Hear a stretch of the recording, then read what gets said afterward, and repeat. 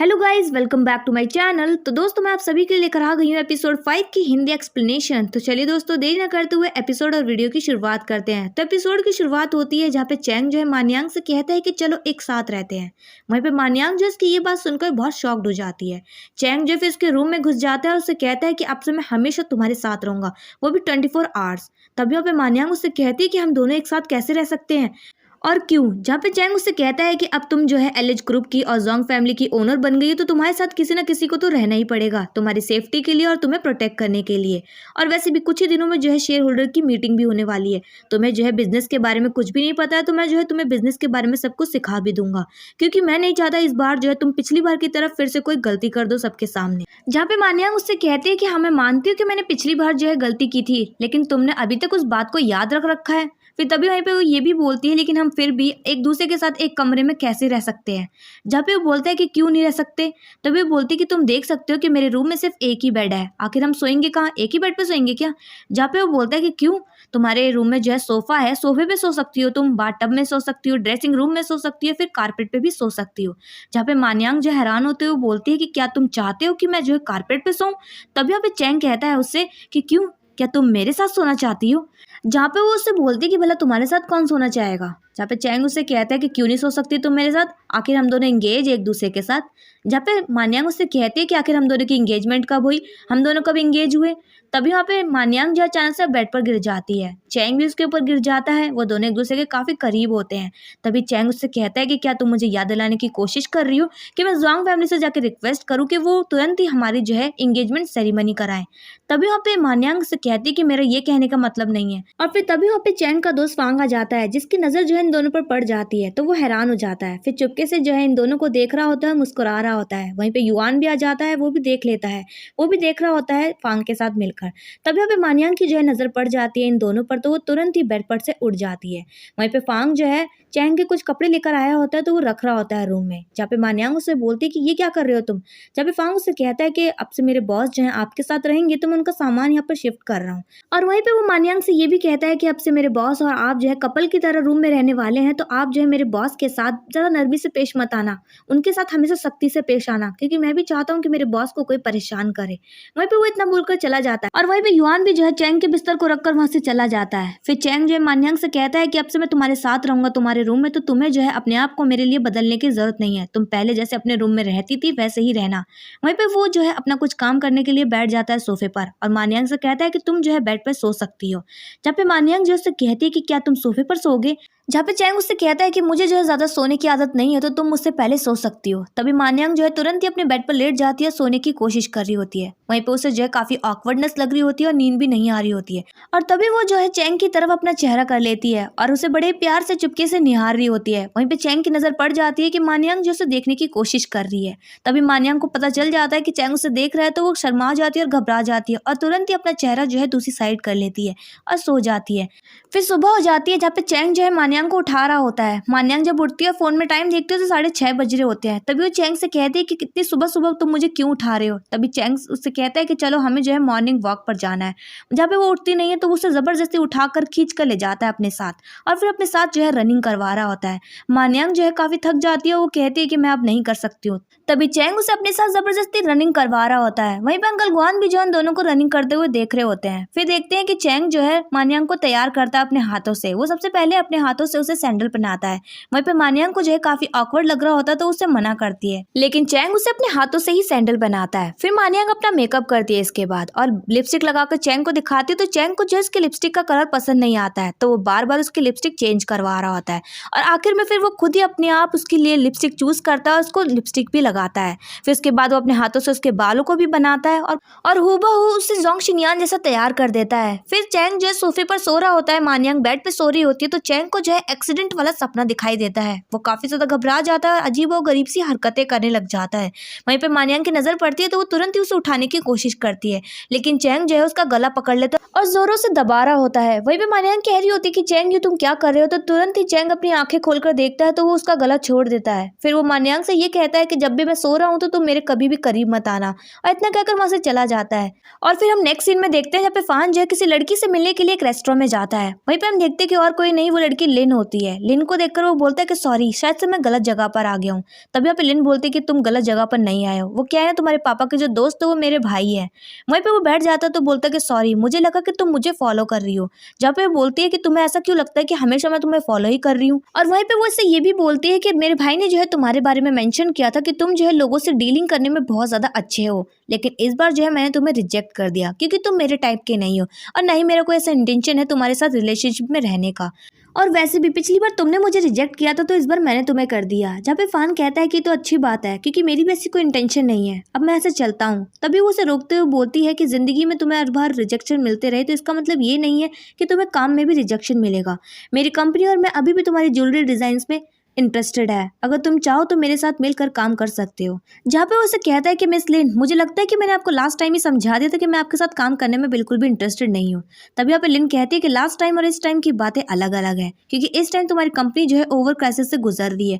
और वो जो नई लड़की है ये जोंग शिनयान, तुम्हें क्या लगता है कि वो लड़की इतनी केपेबल है कि वो एल स्टार को जो है ओवर क्राइसिस से बाहर निकाल पाएगी? क्या वो तुम्हारे ज्वेलरी डिजाइन को सपोर्ट कर पाएगी? मुझे नहीं लगता कि उसके अंदर इतनी हिम्मत है। और मुझे पता है कि तुम्हारा सपना सिर्फ एल स्टार में काम कर उसे आगे बढ़ाना ही नहीं है बल्कि इंटरनेशनल ज्वेलरी अवार्ड जीतना भी है। और ये सपना जो है एल स्टार तुम्हारा कभी भी पूरा नहीं कर पाएगी, ये सपना सिर्फ मैं और मेरी कंपनी तुम्हारा पूरा कर पाएगी। तभी यहाँ पे वो जो अपना कार्ड देते हुए बोलती है कि मेरी कंपनी और मैं जो है तुम्हारा अभी भी इंतजार कर रहे हैं, मैं तुम्हें 48 घंटे का वक्त देती हूँ, तुम मुझे 48 घंटे में रिप्लाई जरूर देना। वो इतना कहकर वहां से चली जाती है चुपचाप। और फिर हम नेक्स्ट सीन में देखते हैं मान्यांग की दोस्त नना को जो कि एल स्टार के बाहर खड़ी होती है क्योंकि कंपनी ने जो है उसे as a intern assistant hire जो किया है और उसका फर्स्ट डे भी है एल स्टार में, तो वो काफी खुश और एक्साइटेड होती है।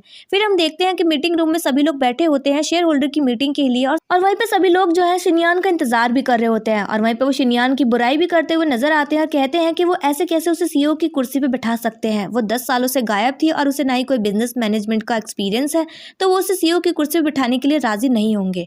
कि तभी यहाँ पे मान्यांग जो है शिनयान बनकर आ जाती है चैंग के साथ मीटिंग रूम में। सभी की नजर जो है मान्यांग पर ही टिकी होती है। वहीं पे वो जो है सीईओ की कुर्सी पे बैठने जा रही होती है कि तभी बोर्ड मेंबर में से एक आदमी कहता है कि तुम इस कुर्सी पे बैठोगी क्या? तुम्हें पता है इस कुर्सी पे बैठने वाले की पोजीशन क्या होती है? जहाँ पे मान्यांग जो है उसके जवाब में कुछ भी नहीं बोलती है। तभी चैंग जो है उसकी तरफ से बोलता हुआ नजर आता है उस आदमी से कि जोंग शिनयान इस कुर्सी पे नहीं बैठेगी तो क्या तुम बैठोगी इस कुर्सी पे? और वैसे भी इस कुर्सी पे बैठने के लिए अभी कोई भी केपेबल नहीं है। और जोंग शिनयान जो है जोंग फैमिली की मेंबर होने के नाते और एल स्टार की हायर होने के नाते इस कुर्सी पे बैठने के लिए केपेबल है। और तुम लोग शायद भूल रहे हो कि चेयरमैन जोंग ने शिनयान को सीईओ की कुर्सी के लिए खुद अपॉइंट किया है। तभी यहाँ पे वो आदमी बोलता है कि हाँ, हम जानते हैं कि चेयरमैन जोंग ने जो है इन्हें सीईओ की कुर्सी के लिए हायर किया है, लेकिन हम लोग जो है उनसे बिल्कुल भी अग्री नहीं करते हैं क्योंकि इन्हें जो है बिजनेस मैनेजमेंट का बिल्कुल भी एक्सपीरियंस नहीं है। क्या ये टीम को लीड कर पाएंगी? और आपको तो पता ही होगा कि एल स्टार जो है अभी बहुत बड़े ओवर क्राइसिस से गुजर रही है। अगर ये सीईओ बन जाती हैं तो क्या ये एल स्टार को ओवर क्राइसिस से बाहर निकाल पाएंगी? अगर ये ऐसा कर देती है तो हम सभी लोग जो है इन्हें सीईओ की कुर्सी पे बिठाने के लिए राजी हो जाएंगे, लेकिन अगर ये ऐसा नहीं कर पाती है तो एल स्टार को बर्बाद होने से कोई भी नहीं बचा सकता है इनसे। वहीं पे मान्यांग जो इनकी बातों को इग्नोर करते हुए चैंग को नाम से पुकारती है और चैंग जो है उसका कोट उतारता है और उसके लिए चेयर पुल करता है। जब शेन मान्यांग जो फुल एटीट्यूड और कॉन्फिडेंस के साथ उस चेयर पे बैठ जाती है और फिर मीटिंग को शुरू करती है। फिर सभी से बोलती है कि जब से मैं जोंग फैमिली में वापस आई हूँ तो मेरे पास ये चेयर पे बैठने की अथॉरिटी है और अब मैंने इस चेयर पे बैठने की हिम्मत कर ही दी है तो मेरे पास इतना कॉन्फिडेंस है कि मैं एल स्टार को अच्छे से लीड भी करूंगी और किसी को भी जो है चिंता करने की जरूरत नहीं है। मैं इस कंपनी को जो है ओवर क्राइसिस से बाहर भी लेकर आऊंगी और इस एल स्टार को प्रोटेक्ट करूंगी। और वहीं पर सभी को ये भी बताती है कि चैंग भी जो है इस कंपनी को उसके साथ ज्वाइन करेगा, वो दोनों साथ मिलकर काम करेंगे और एल स्टार को उसकी रियल पोजीशन पर वापस लेकर आएंगे। किसी को भी जो है परेशान होने की जरूरत नहीं है। जहाँ पे सारे बोर्ड मेंबर जो है इसकी बातों को सुनकर काफी इंप्रेस हो जाते हैं और उसके लिए जोरों से तालियां भी बजाते हैं। फिर मीटिंग जैसे ही खत्म हो जाती है तो शेन मान्यांग और चैंग जो है काफी ज्यादा खुश होते हैं और जा रहे होते हैं कि तभी नना की जो है नजर पड़ जाती है मान्यांग पे फिर से। तभी वो जो है आवाज लगाने वाली होती है कि तभी वहाँ पे युआन जो है उसकी आंखों को ढक देता है अपने हाथों से। वहीं पे वो कहती है कि तुम कौन हो? जहाँ पे युआन उससे बोलता है कि सॉरी, मैंने आपको गलत समझ लिया। जहाँ पे नना जब उसको पहली बार देखती है तो उसकी आंखों में ही खो जाती है। वहीं पे वो उसे इग्नोर करते हुए जा रहा होता है तो नना उसका नाम पूछती है, बोलती कि क्या तुम भी मेरी तरह इस कंपनी में काम करते हो? जहाँ पे वो उसके एक भी सवाल का जवाब देते हुए इग्नोर करते हुए चला जाता है। फिर हम नेक्स्ट सीन में देखते हैं जहाँ पे चैंग और मान्यांग जो है अपने कैबिन में पहुंच जाते हैं और काफी ज्यादा खुश होती है मान्यांग। तभी वो उससे बोलती है कि आज की एक्टिंग कैसी थी मेरी? जहाँ पे चैंग जो इसकी तारीफ करते हुए बोलता है कि आज तुमने काफी अच्छा काम किया। फिर वो बोलता है कि अगर तुम्हें फुली तौर पे एल स्टार पर कंट्रोल करना है तो तुम्हें जो है ओवर प्रेशर से बाहर निकलने के लिए आइडियाज सोचने होंगे, तुम्हें जो है काम पे लग जाना है। वहीं पे वो जैसे चेयर पे बिठाता है और कहता है कि अपनी सेक्रेटरी को कॉल लगा और ओवर क्राइसिस से जुड़ी हुई सारी इन्फॉर्मेशन उससे मंगवा लो। वहीं पे हम दूसरी तरफ देखते हैं ज़काय को, जो कि काफी गुस्से में होता है और बोल रहा होता है कि मैंने कभी भी नहीं सोचा था कि ये इतनी ज्यादा बोल्ड होगी। वहीं पे उस आदमी को बोलते हुए देखते हैं जो कि बोर्ड मीटिंग में मानिया के खिलाफ बोल रहा था। वो ज़काय से कह रहा होता है कि आप बिल्कुल भी फिक्र मत कीजिए, हम इस लड़की को जो इतनी आसानी से एलिस स्टार की सीईओ बनने नहीं देंगे। जहाँ पे बोलते हैं कि तुम्हारे पास कुछ आइडिया है, जहाँ पे बोलते हैं कि हमारे पास ढेर सारे आइडियाज हैं। तभी अब ज़काय कहता है कि वैसे वो फाइनेंशियल मैनेजर किधर, जो कि इंचार्ज है ओवर क्राइसिस के बॉन्ड का। वहीं पे हम दूसरी तरफ देखते हैं जहाँ पे मान्यांग ने जो है ओवर क्राइसिस से जुड़ी हुई सारी इन्फॉर्मेशन मंगवा ली होती है। तो चैंग और उसका दोस्त फांग और मान्यांग जो है इन्फॉर्मेशन को जो है स्टडी कर रहे होते हैं कि तभी अब स्टडी करते वक्त चैंग को पता चलता है कि कंपनी में कई सारे घपले हुए हैं जिसकी इन्फॉर्मेशन यहाँ से गायब है। तभी वो मान्यांग से कहता है कि इसके लिए हमें जो है फाइनेंशियल मैनेजर से पूछताछ करनी पड़ेगी। तभी अब मान्यांग कहती है कि क्या मैं फाइनेंशियल सेंटर कॉल करके देखूं, जब वो उससे मना कर देता है और वो फांग से कहता है कि जरा तुम अपने सिस्टम के जरिए पता लगाओ कि आखिर ये फाइनेंशियल मैनेजर किधर है। जहाँ पे वो पता लगाता है और बताता है कि बॉस, फाइनेंशियल मैनेजर ने जो है 1 महीने की छुट्टी ली है और वो आज ही दोपहर की फ्लाइट कर कहीं बाहर जा रहा है। जहाँ पे वो लोग जो है तुरंत ही उसे पकड़ने के लिए कंपनी से निकल पड़ते हैं। मान्यांग भी जो है चैंग के साथ गाड़ी में बैठ जाती है। जहाँ पे चैंग उससे कहते हैं कि तुम कहाँ जा रही हो। मान्यांग कहती है कि मैं भी तुम्हारे साथ जाऊंगी और फिर वो दोनों भी जो है वहां से निकल जाते हैं। वहीं पे हम दूसरी तरफ देखते हैं जहाँ पे वो फाइनेंशियल मैनेजर जो है टैक्सी में बैठता है और ड्राइवर से कहता है कि मुझे तुरंत ही एयरपोर्ट पहुंचा दो। वहीं पे वो भी जो है निकल जाता है। फिर एक ट्रैफिक सिग्नल आता है जहाँ पे चैंग और फाइनेंशियल मैनेजर की कार आकर रुक जाती है। तभी यहाँ पे फाइनेंशियल मैनेजर की नजर जो है चैंग पर पड़ जाती है, तो तुरंत ही अपना मुंह छिपा लेता है और ड्राइवर से जो है कहकर यू टर्न मरवा लेता है। वहीं पे चैंग जो है देख रहा होता है कि गाड़ी जो है यू टर्न ले रही है। तभी वो जो है रेड लाइट खत्म होने के बाद तुरंत ही फांग को कॉल लगाता है और फांग से पूछता है कि मैंने तुमसे कहा था कि जरा पता लगाओ कि आखिर वो गाड़ी किधर है। तभी यहाँ पे फांग जो है सारी इन्फॉर्मेशन दे देता है। तभी यहाँ पे चैंग को याद आता है कि जिस गाड़ी ने यू टर्न मारा था दरअसल वो फाइनेंशियल मैनेजर की ही कार थी। तभी वो अपनी कार की स्पीड बढ़ा देता है, तुरंत ही उस गाड़ी का पीछा करने लग जाता है।